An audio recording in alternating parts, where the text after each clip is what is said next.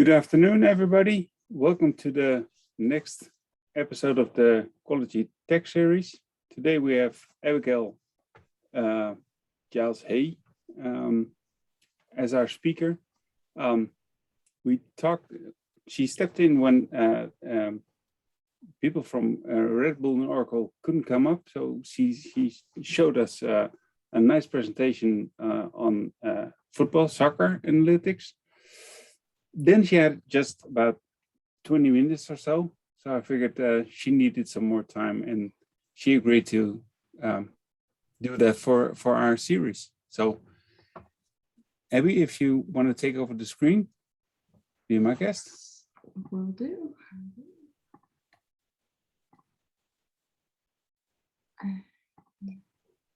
There we go. Okay, hi everyone. I hope you are having a good day. Great to be with you wherever you are in the world. Yeah, as Patrick said, I got to give part of this presentation at the UK OUG, and it's nice to be invited to give the full presentation. If there's any questions, put them in the Q&A chat, and I'm happy to field them in a non-football sense. And then hopefully, you'll get to be inspired by the story I'm going to tell you today. So quick outline, we're just going to go into the kind of intros, who I am, why I'm kind of even looking at football analytics, why on earth am I going down this route? Kind of what's the business question, why am I kind of doing this? Doing a little bit on descriptive analytics, we're going to touch on some Oracle machine learning. And then really dive into the deep end of this is how do you get from the videos or what we see on a game day and transform it into actionable insight that I can use with my players. So bit of an intro on myself if you've never met me. Abi Giles Haigh. I'm the Chief Technical and Data Science Officer at Vertice. So that's kind of where I do my day job. A lot of work in fraud analytics, customer insights, and also a little bit on sports analytics. It's a new area for us. In terms of my educational background, computing science is where I started, and then did a PhD in computational modeling of the human heart using artificial intelligence. I've kind of been working in the Oracle sphere now for over 15 years, everything from being an Oracle DBA all the way through to CDSO now. Love doing mentoring, working with women in technology in the US and here in Europe. But where the real crossover comes is my passion for the love of football. You will often find me on a Saturday and Sunday watching football either on the TV or in person at my team, which is Wallsend. So I'm actually the women and girls coordinator for the whole program at Wallsend. Wallsend is a club here in Newcastle, so Newcastle, England. It's traditionally quite a well-known club. If you think Alan Shearer, Steve Bruce, Michael Carrick, they all came from Wallsend Football Club as children, going on to represent Newcastle United, Manchester United, and obviously now managing in the Premier League as well. So we've got a real history of providing football to the community, and then sometimes, some of those players going on to kind of bigger and better things in the Premier League. In terms of what I do, I'm trying to mirror the boys' side in terms of offering that to girls and women in the local area.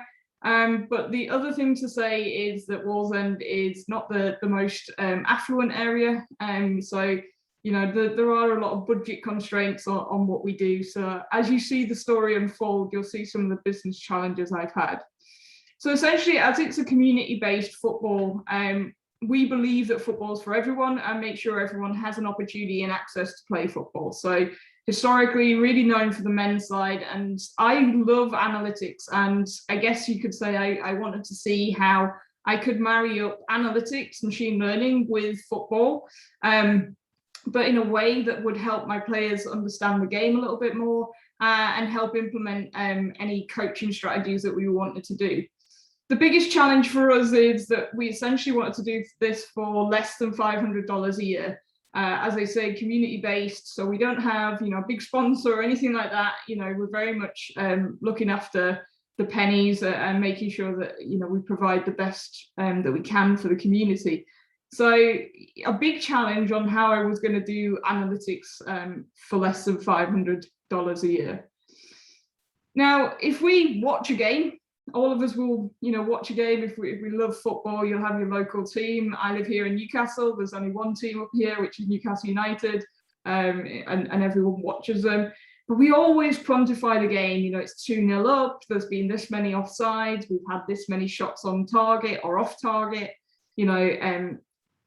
Let's pick a player. St. Maximin. It has, done this many completed passes, this many non-completed passes. He's made this many challenges. Essentially, we're quantifying what we see. So throughout the game, somebody's clicking a clicker in the background and counting how many times that's occurred. And essentially that builds up a way of describing what we've seen, summarizing, if you like, the game into statistics. But then it also opens up the opportunity to do first half and second half analysis. How well have I improved throughout the season? Am I getting more shots off towards the end of the season? So, am I getting more accurate with those shots? Are they on target, etc.? But also we can then use that information to say, predict how well I'm going to do in the next game. So am I going to win the next game or lose, etc.? So we can use that information to really start predicting the future as well. Now, when I started this little project, it was actually in the start of the pandemic. So we had football shut down on us. So I just started the project, we got going, and then here in the UK, we had lockdowns and sport had to stop. So the first problem I had was, how am I going to get this project up and running without kind of having my players available to me? I can't kind of go and watch them play. I can't start kind of gathering this data. So one of the cool things about women's football is some of the data is now freely available. So I went away and downloaded the women's WSL data and loaded it into a database and used Oracle Analytics to start exploring it. And essentially what I wanted to do was go through these 3 levels. So if I start with descriptive analytics, what am I seeing? What kind of data did they collect? Kind of getting ideas of what I could collect on my team. So, what was it, players? Is it passers? Is it shots? What kind of data does the WSL collect, and therefore have a way of kind of mirroring that going forward? Then I wanted to look at, self-service in terms of creating my own dashboards, what visualizations kind of had an impact on people, how can I tell the data story accurately and quickly to someone. And then driving one step further is, could I use that kind of data to do predictions on the WSL? So during the lockdown period, WSL was able to continue. So was I able to predict the outcome of a game, and therefore how well was I able to predict that outcome? So this is where we started, essentially, was descriptive analytics. So this is the WSL data for 2 seasons. So I put in the 2018-2019 and the 2019-2020 seasons. And I started to build up visualizations of all the teams and kind of what's going on. We're going to drill in on just one team. So this is Manchester City, and we can start to see players, shot types, open play versus non-open play. And you can compare and contrast the seasons. So we can see that the 18-19 seasons, first-time shots were much higher than the later season. We can then also drill into table views, so we can look at their score lines, the home team and away team for a season. We can switch the season and start to look at what their results were each season, and who the referees were and things like that. So all these kind of different variables are actually in the data. So it's starting to build up a picture of what I needed to capture from my team. So here we've got, like, if we just look at Manchester City, so if it was Wallsend, what kind of statistics might I need? So here you can see position in the season, a number of passes by that position. So their right back and their right centre back had the most passes in the season. And that gives me an idea of where they start their play. So where do their passing patterns happen? You also get an idea of geographical location, so location on a pitch. So the little blobs indicate the average position of a Man City player in all of the games. But if we just pick one particular game, where were the players in that game? So we've not put a name on the players, but we can start to build up this visual of where the players were. And then we can overlay as well the opposition team. So was the opposition team further up the pitch versus Manchester City? So if I had both teams' locations, actually I could look at who was playing higher up the pitch, i.e. attacking more, versus the team that was maybe defending more. So we get to really build up these visuals, and it gave me a way to kind of confirm with players, yes, this is the kind of information I'd want to know. This was another cool one I did. I actually did this in Python and then just put it through as a picture, is the passing networks. And I'm going to touch on those a bit further because they turned out to be a really key one. This one was a bit harder for players to understand, but from a data analyst perspective, correlation matrices, heat maps, etc., are something that we use on a regular basis. So already I was starting to feel that I got different information for different types of users. So as a coach, this made sense to me, but as a player, actually the passing networks and their position on the pitch and understanding that passing line made more visual sense to the players. Then you can really start to drill in on the probability scores, etc. So we're going to come into this next in terms of how I use that information. But as you can see, there's so many different data points that were collected in that WSL data that you can really start to describe what's going on. So this passing network one really hit with the players significantly. So what they found about this in the WSL data was they really understood, here from this passing network. So this is Manchester City versus Everton in the 2018-2019 season. And we can see that really the key people in the passes are the two centre halves, so Stephanie Horton and Jennifer Beattie and Caroline Weir. What we can also see is that actually Man City went round the other teams. Went round Everton by using their wide players, so Gemma Bonner and Abby McManus. Why is that important? Well, if I'm the opposition manager, so if I was the Everton manager, knowing this kind of information tells me who are the key people I need to interrupt if I want to interrupt Manchester City's passing style. So if I really wanted to disrupt Manchester City, I'd probably look to try and disrupt Caroline Weir. So every time she's on the ball, can I get her head down? Can I force her to go backwards? Can I steal the ball when it's passed into Caroline Weir? And the reason being is she appears to be a key network point in their passing network. If I'm flipping it the other way, if I'm Manchester City's passing superb person, their tactical coach, maybe I'm looking at this passing network to look at whether they've understood what I've coached during the week. Have they understood the pattern that I'm looking to get out of the play? So if, for example, Caroline Weir wasn't meant to receive it that much, maybe it was up here, Georgia Stannington up here. Why has it not gone in there? Have these lighter ones been actually the long balls? So it has Karen Bardsley look to really go over the top of the Everton defence and come in at the back here for on-running third-man runs.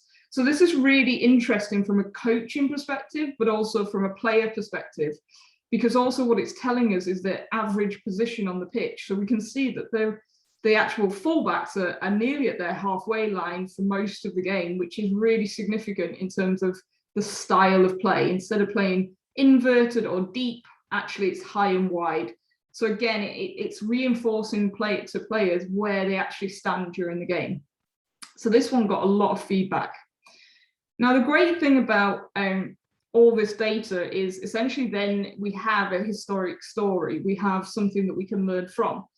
And we've got different types of machine learning. If you're not an ML expert, you can look at historic data and identify patterns within that data. And you might look to find unusual patterns, also known as unsupervised learning, or you can learn to predict a particular target. So in this case, I want to predict which games I might win or lose in the future. So in the WSL, is it going to be a home win, away win, or a draw? So essentially the next part of my journey, so I've got this WSL data, I've started to learn what my players want to visualize from it. I'm starting to understand like the kind of data elements or points that I can collect when I'm looking at Wallsend. And I'm starting to think about, well, if I've got historic results, so if I've got 2 or 3 seasons results with maybe player names, maybe I have some information on their playing style, kind of formations, etc. Could I predict a home win, draw, away win? So again, using the WSL data during the pandemic, I wanted to see if I could use machine learning to predict that. What I would say is it doesn't account for things like new players, managers, or weather. It's amazing how much the weather, such as a bad rainstorm, can affect a game of football. So in the data, we've gone through and tagged it as one of these 3.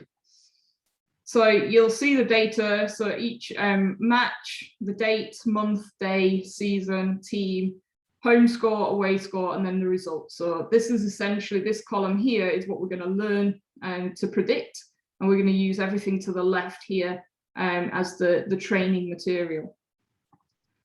And it's a continual process. At the minute, we haven't really looked at how that data is collected and prepared, but if we assume at this point the structured data is in the database, I'm doing the next step of training, evaluating, and feedback. So how well is the model done? So we're concentrating in this bottom area here. So we're training a model, evaluating it, and then feeding back on what my predictions are for the WSL.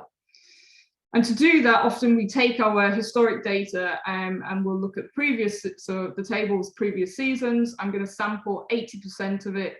I use a seed here just so that it's reproducible in the future, and use 80% as training data and then 20% as test data. So I did this to build up the model and see how accurate it is. Now this is one way of kind of showing the results. So this is me evaluating on my test data how well I did. So a confusion matrix of home wins. So where it was a home win and I predicted a home win, I was 88 times correct. Where the actual result was a draw, I predicted a home win 4 times. And interestingly, I actually got away wins quite well. Generally speaking, under any normal circumstances, if I saw a confusion matrix like this, I'd say I've over-trained the model. There's something not quite right there. But in this case, I had limited data, kind of went with it to see what would happen and kind of follow the story along a little bit more. And the thing about machine learning in terms of this one is it's not a right or wrong. It's not like you're going to definitely, come out and it's just going to give you one answer. Essentially, it's always going to give you 3 answers. And the 3 answers are the probability of it being a home win, probability of it being a away win, probability of it being a draw. And that's because it's essentially a sliding scale, and it adds up to 100, but it gives you a probability. It's not definitely a home win. It's a percentage chance of that event occurring. So this is another bit of information we need. We not only need what did the machine predict as the most likely event, i.e. home win, but we need to know how confident or percentage chance that that is going to happen. And there's a really, really good example of this on the next slide. So here's the information that the model predicted. And you can see for the future games that I've got here, home team, away team, and then the prediction that the machine learning model came out with. And what I've done is found the one with the highest probability and pulled that through as the prediction that I'm going to give for that game. So, and the Aston Villa versus Manchester City game, I predict an away win with a probability of 90%. Okay, decent. Bristol City versus Everton, away win, and actually it's flagged it as 100% probable. So, 100%. Now there's 2 on here that you are going to spot straight away, and that is Tottenham Hotspur versus West Ham, home win, but only 45% probability that it's going to occur. And another one here, Manchester United versus Chelsea, home win, 45% chance of happening. Now, why is that important? Well, if I'm a coach looking at this, and let's take Everton versus Bristol City, the algorithm believes that I'm going to win. So I'm the Everton manager, and it's saying it's predicting an away win with 100% confidence. I might start thinking as the Everton manager, okay, I've got a strong squad, I'm going to win that game. Maybe I can rest a couple of players.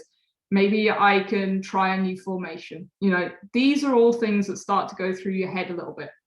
But if we look at the Tottenham versus West Ham, it's saying Tottenham home win, but only a 45% probability. So this is probably one that I can't bank 3 points on, especially if I'm trying to fight relegation or get into Champions League places. This is something that, you know, this game is going to be a hard fought game, and I might need to do something about it.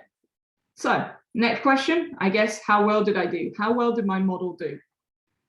Well, here we have it. So here are the match dates, prediction, probability, and then the actual scores from the game. So here we predicted an away win with a probability 90%. It was a 2-0 win to Manchester City, and I got a correct result.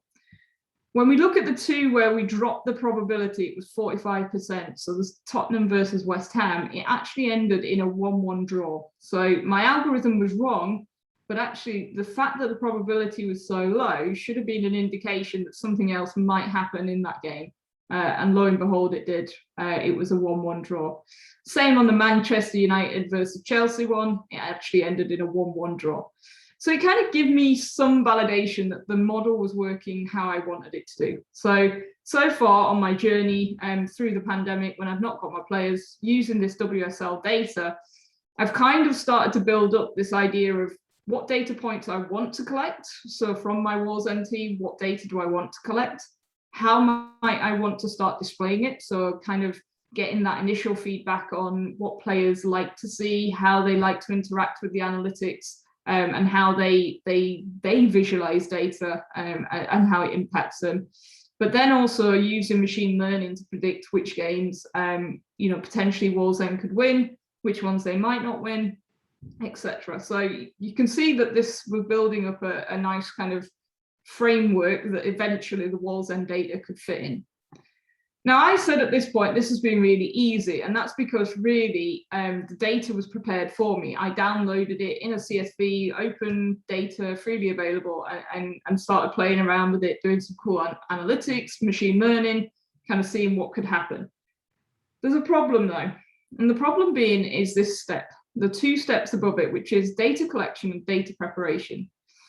How do you get that data from what you see on a match day into a table in the database? So that's like a really big challenge, because there's 22 players on the pitch, there's a ball moving around, there's geolocation, spatial information as to where someone is, there's the passing lines, there's the referee, there's all these different things that actually happen in a game, and you've got to try and structure that unstructured data into a structured table in the background. So this was the next big challenge, is how am I going to collect this data? So essentially we're going to go from unstructured and process it through to structured data. So that was the challenge I was facing. And traditionally how this is done is essentially some of the stadiums in the UK have people holding what looks like an Xbox controller. And it's because combinations of those buttons, when they are pressed, are recording specific players, positions, passes, tackles, dribbling, etc. It requires time and training, utilizing something known as gaming theory. So you're rewarding success, how well they capture it. And it's still used today by some of the betting companies for certain games, etc. And so that's a human way of labeling data in game, so at a live event, etc. The other option actually comes if we flip to the world of basketball.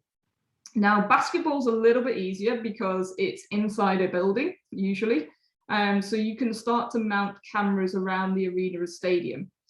Some of the players might use GPS trackers, so that's another way that they could do it, but you can then also marry up the GPS tracker and the visual of the camera and put them together to form a location on the pitch, enabling the trigonometry to be used to combine it together.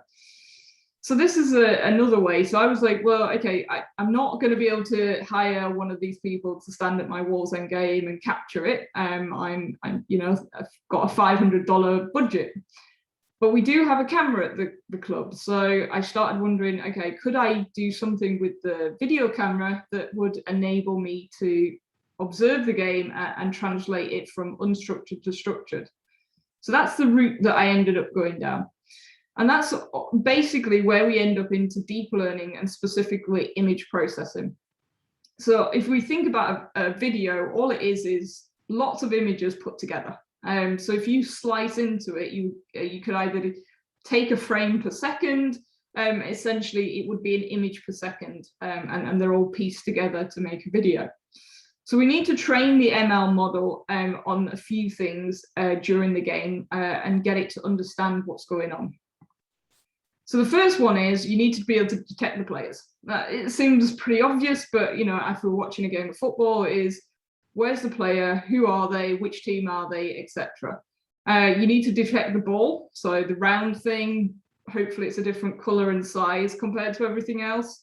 And then also you need to be able to detect the pitch. So things like using the white lines of the pitch to extrapolate out position, etc.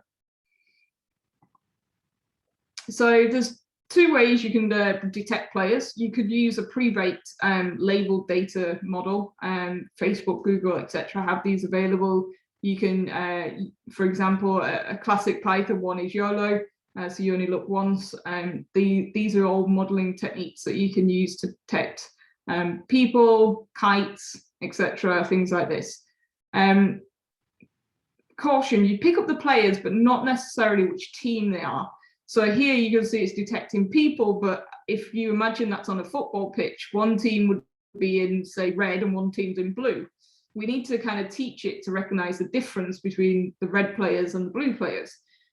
So that's one way of doing it. The second way, which is the route I ended up trialing during the lockdown, was essentially you use this technique of labeling it yourself. So you take, as I said, a video is just images put together. You take a selection of frames, and then we essentially label the players. So here I've got the Chelsea-Man City game that I kind of downloaded some video.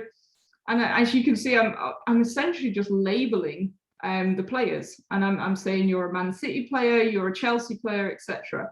And I'm doing it multiple times so that on each frame the machine would know which one's a Man City player, which one's a Chelsea player. And what it's doing is, for that image, it will build up a JSON file in the background that's associated to it. So the machine learning model would then take both of those things.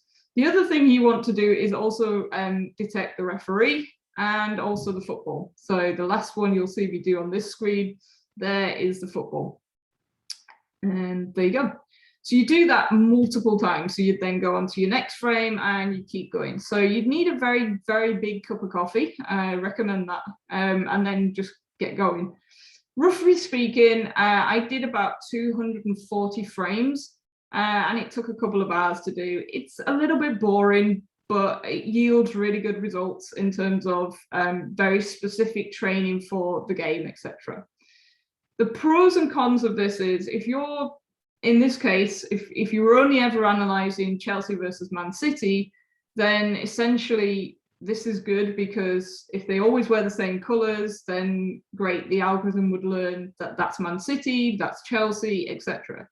The problem is that every game you're probably playing a different opposition, playing in a different color. So you might have the same kit of, say, blue, but your opposition could be in red, the next week they could be in white, the next week they could be in pink. So essentially I would have to do this for every single game. And I was thinking, well, I don't have 2 and a bit hours every single game to kind of do this. So this was another route we explored, and the whole labeling scenario. Once you've done that, so in this case, I did do some labeling, and I did it on the USA women's versus England women's from, I think this is the 2012 She Believes Cup, and kind of brought that video together. So this is the original video. You can see the USA are in blue and England are in red.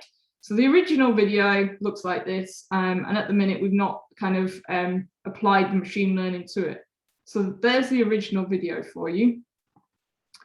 Did the training, as you just saw in the last step, and then what want to show you is what happens once you've done that. So once you apply it on, you can essentially tell the machine learning algorithm to draw boxes around each player. And in this case, I've asked it to label it as an England player or a USA player.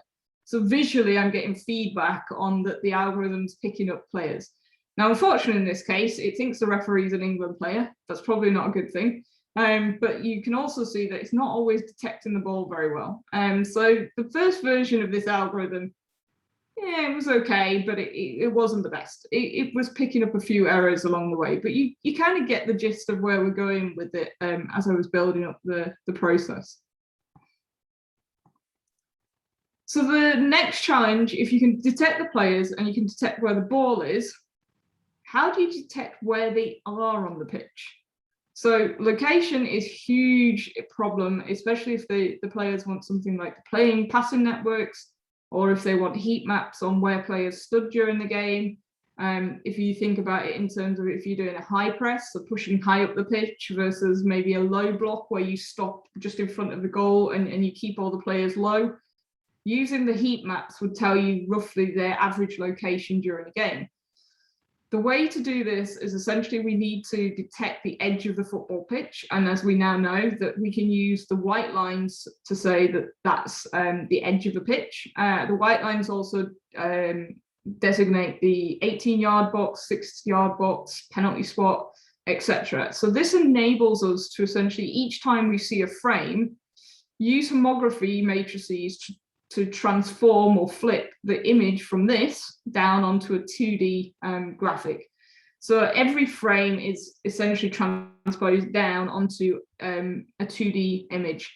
And the way we do it is we start at 0, 0 here, and this is equals 1, 1. So if you think of all the increments along this line between 0 and 1, 0 and 1, you get a matrix, and that's a homography matrix of transformation. So I put that together, and this is a little visual I built so that I could track that for each frame, it was finding the location of people and then transforming it down onto the 2D. So you end up with this little visualization. And essentially every time it's doing this, what it's doing in the background is also putting a row into a table to say, these are the things I found and where I found them. So it looks pretty fast, but in the background, it's doing quite a lot of batch processing and storing it into rows in a table. And you build up this XY coordinate location on the pitch, and as you can see visually, this gives me an idea that the algorithm's running correctly. It is picking up people and mapping them down onto a pitch. So what does it look like when you put it back onto, at the minute I've just shown you this on essentially videos and stuff from YouTube or from TV, etc. This is grassroots football. This is Wallsend football pitch here in Newcastle upon Tyne. We actually have a 3G pitch for some of our teams, and the camera's mounted and kind of spins during the game. So this is the original video before this is the one that's processed, sorry. So what you're going to see in a minute is that the algorithm is picking up the opposition, in this case is Forest Hall. And it's not so well at this point. The different angles of the camera seem to have affected the machine learning model version 1. So eventually, yeah, you can see it's picking up a Wallsend player, and it starts to pick up some of the Forest Hall players as we get a bit further into it. But this is it as it's processing it. So it's going through and it's tagging, and it's finding them. Sometimes not so well. So yeah, not that many players are getting picked up on this version. And yeah, it kind of finds the football when it comes a bit closer. So again, the feedback being, you know, on this version, the ball wasn't picked up in the wider areas, and the camera angles seem to have a big effect on how well the algorithm works. So as the camera pans to the right, seems to pick up more players in this area. So is that to do with the contrast in terms of the darker green against the colours? Is that kind of affecting the algorithm and how well it's able to pick people up? So all of this was kind of feedback in version 1 as the players started coming back to football, we, you know, starting to put this framework into place and seeing it put together. And and kind of getting all of the pieces in. And as you can see, it seems to pick up better in this angle. Again, you know, lessons learned on how the algorithm works, etc. So that's the version 1 of the algorithm that kind of got developed during the pandemic. This is our latest version. So I'm playing around with this one because, as you can see, top left-hand corner, we were on a very sunny day, lots of shadows going on. So something that the algorithm hadn't seen before in terms of dealing with contrast of colors, shadows, etc., and how well it would do. So in this one, it's not going to label them as the different teams. It does that in the background now. It's just bounding boxes, and it was just to help processing speed. So here you can see now I'm definitely picking up every player on the pitch, which is amazing. And much more accurate. What it wasn't doing was picking up the ball as well. So I've improved accuracy on players, but lost accuracy on the ball. But overall, in terms of detecting players, this was a much better option for me.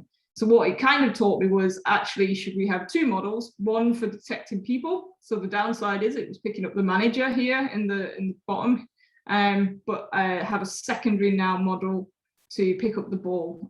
So essentially the next version iteration will split out the 2 into 2 different modules. So I guess you've kind of joined me on my current journey through football analytics, and kind of give you an idea. Everything that I've kind of shown you there has been implemented on a Oracle cloud. So I said at the beginning, it was a big thing that all of this was less than $500. So I'm utilizing the autonomous database that's a free version. So I can hold up to 20 gigabytes of data in there. So I tend to find that I can load an entire game into that fine, and then archive off what I don't need. In terms of actually running this, this is ran on the Oracle Data Science platform, so Oracle OCI. To date, and I've been running this now for just over 12 months, I've spent about $200.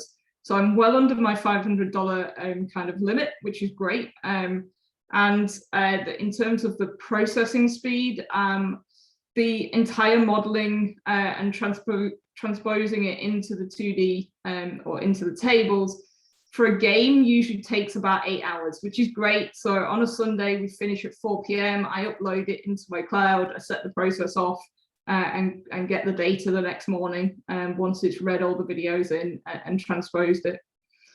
Things that I'm kind of working on at the minute is identifying the ball more accurately. So as you saw on that second version, we're now picking up the players far better, and I'm creating a special model just for the ball to help map who's passed to who.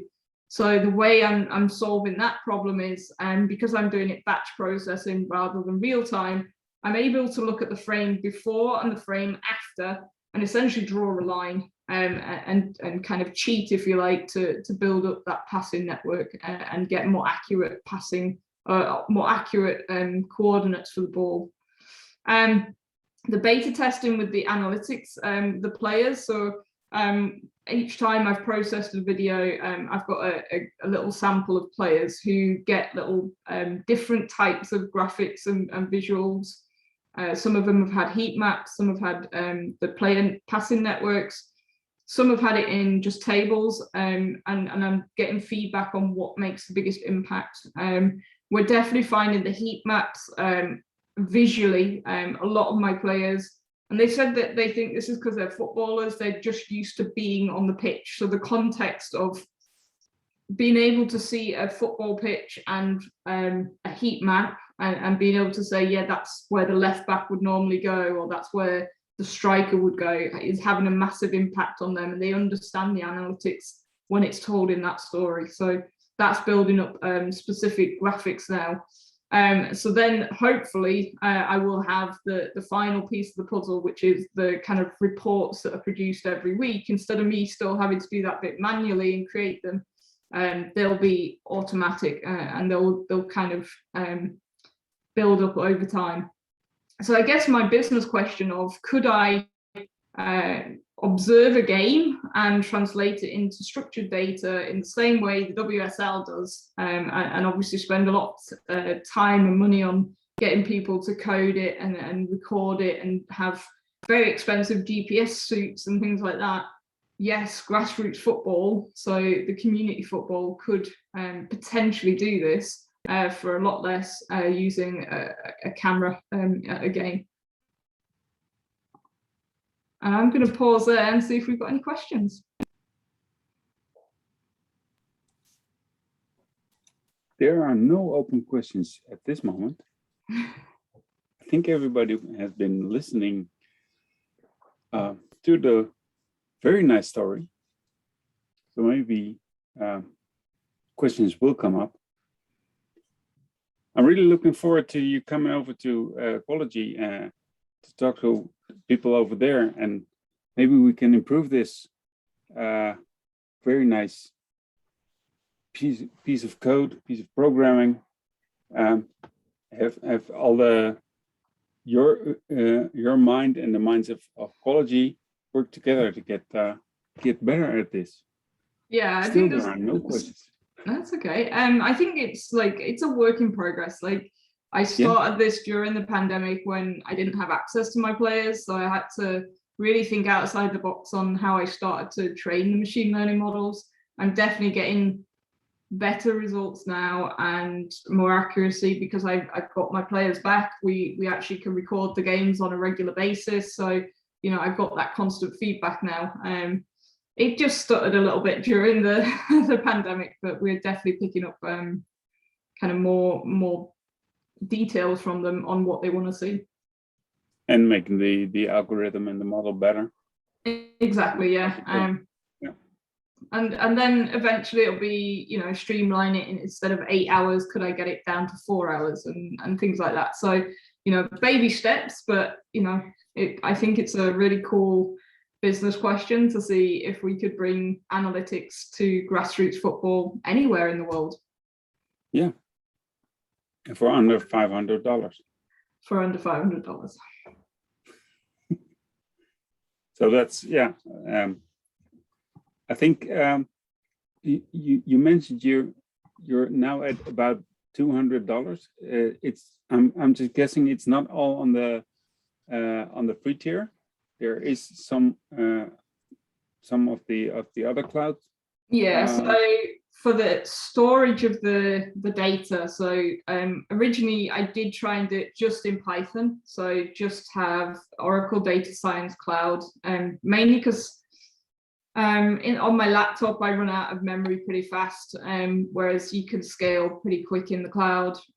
As I was trialing this, so I scale up, scale down when I'm not using it, switch it off, etc. The problem was that the amount of processing that was going on, 22 players plus a ball, a frame every second. You've got 90 minutes of football to kind of process. I was running out of memory of holding all of that data plus run the model. So I found the way around it was basically every 10 seconds, it takes a chunk of data and pushes it to the database and releases that memory. So it's kind of doing it in 10-second chunks. And again, it kind of works with that idea of windowing. So left and right, I can check how accurate my model's doing. So if, for example, it detected a player at a certain XY coordinates in the previous frame, and then suddenly that player's like halfway up the pitch, the likelihood of that happening is 0. So, I can kind of find the anomalous data as well and tag it quite quickly and say, yeah, that's not right. So I push it every 10 seconds into the database. That's the free bit. So the autonomous free version is used to store the data during the processing. The $200 is essentially Oracle Compute Instance. It's the Oracle Data Science platform. The reason I chose that is it's GPU. I can scale the memory. You can have as much block storage as you want. And then during the week when I'm not using it, I'm not kind of maybe processing or doing modeling, etc. I can turn it off and save the credits. There is one question. Rajiv wants to know, which machine learning models did you use for detecting the players? And did you also use the same model for detecting the football?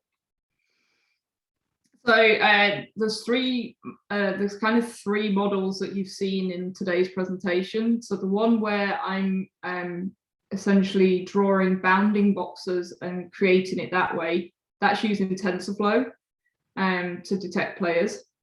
The second one, which is the red and blue boxes that I used on the USA versus England game, that's just a really simple CV2 color detection algorithm, nothing particularly fancy in that one.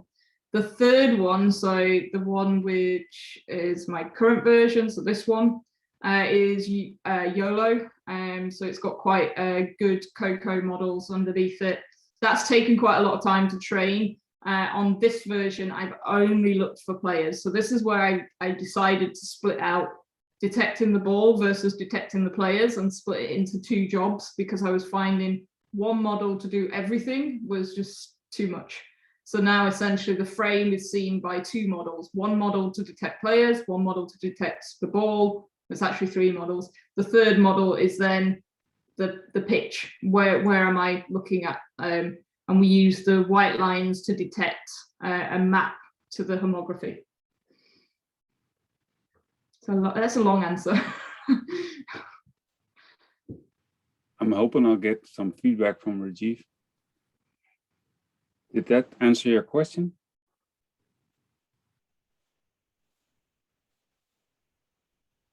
I guess so.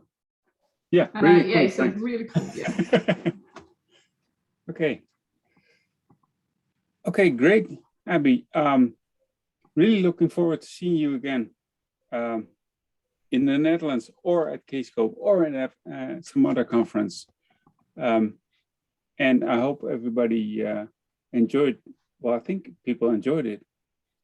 Yeah, Most I mean, people just anyone who wants to connect or bounce an idea off me, feel free, Twitter, LinkedIn, or email me. You know, always up for a new idea. I kind of come and present this and someone will go, oh, what about detecting offside? Or can you detect someone shooting or heading a ball and stuff like that? So yeah, I usually end up with a few ideas being sent over and I add it to my list of things that I'm going to do on this. Yes. Question is, will we be able to see the recording later? Sorry if I've missed this part. Yes, the recording will be available probably somewhere this or next week.